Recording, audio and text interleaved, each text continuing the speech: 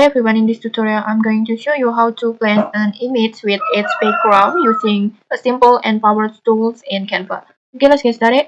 First, just upload your photo that you want to use. Next, just head over to Ads and then just search for Image Blender.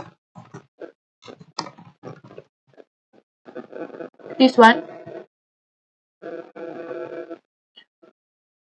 And then just select an image for your designs. Now just choose a blend style that fits your creative idea. I will choose linear. And then just adjust the strength as you want.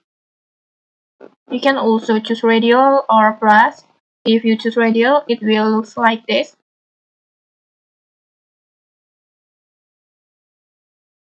Just adjust the intensity and the positions as you like. And when you're done, just click save. Like this.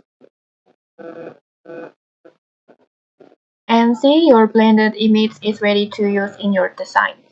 And okay, maybe that's it. If you found this helpful, don't forget to like, comment, and subscribe for more tutorials. Thanks for watching and see you.